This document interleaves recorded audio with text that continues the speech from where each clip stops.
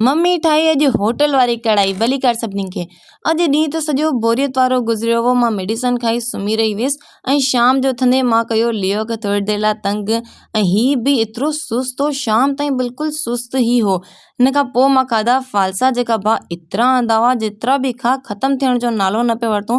पर अॼु मां फालसा थोरा घटि ई खाईंदमि, छो त राति जो मम्मी ठाहे पई उहा ई सेम होटल जे टेस्ट वारी कढ़ाई, जेकी मां जॾहिं वॾे चाचा जे घर आई हुयसि ऐं मम्मी ठाही हुई। पर उन वक़्तु मां रेसिपी न ॾिठी हुई। अॼु त मां रेसिपी बिल्कुलु नोट कंदमि।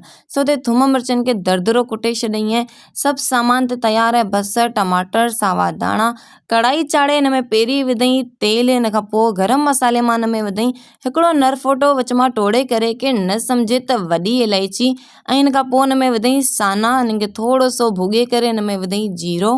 ऐं हाणे वारी आहे सभु सामान विझण जी। हिन में बसर मम्मी कुझु ज़्यादा ई विधो आहे ग्रेवीअ लाइ करे। सो पहिरीं बसर खे विधई, हिन खां पोइ विधई थूम मिर्चनि जो पेस्ट, 5 सेकंड लाइ हिन खे ढक ॾेई छॾई। हिन खां पोइ हिन में विधई आलू ऐं टमाटर। ऐं हाणे वारो आहे मसालनि जो।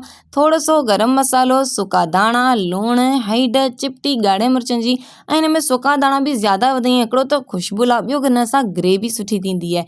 ऐं हिन खां पोइ विधई कश्मीरी ॻाढ़ा मिर्च, ऐं हिन जा बि 2 चमचा भरे विधई, छो त हिन सां होटल जी कढ़ाई जहिड़ो कलर ईंदो। मसाला त सभु पइजी विया, बसि हिन खे मिक्स करे ढक ॾेई छॾई। हीउ पाणी पंहिंजो पाणी छॾींदा, हिन में ई तयारु थींदा। पहिरीं त मम्मी मुर्गी में ठाही, बट हिन वारे सां फरमाइश कई त हीअ सेम कढ़ाई असांखे साननि में ठाहे ॾे। ऐं जॾहिं कढ़ाई तयारु थी वई हुई, एतिरी त हिनजी ज़बरदस्त ख़ुशबू निकिती हुई, बिल्कुलु होटल वांगुरु हिन जो कलर बि निकितो हो। ऐं मां हर चकर ॿुधाईंदी आहियां, पोइ बि इलाही सारा कमेंट्स ईंदा आहिनि त साननि ऐं गोश्त सां गॾु आलू केरु खाईंदो आहे। सो असां खाईंदा आहियूं, हिन लाइ करे विझंदा आहियूं। बहरहाल मम्मी हिन कढ़ाई खे होटल जी कढ़ाई वांगुरु ई सजाए बि छॾियो हो, ऐं टेस्ट बि अहिड़ो सेम ई थियो हो जेको मुर्गी जी कढ़ाई जो थियो हो। तव्हांखे मम्मी जे हथनि जी या होटल वारी कढ़ाई कीअं लॻी, कमेंट्स में लाज़मी ॿुधाइजो। ऐं कॾहिं न ठाहे खाधी हुजे त हिकु चकर लाज़मी ठाहे खाइजो। हाणे वीडियो खे एंजॉय करियो। Bye by.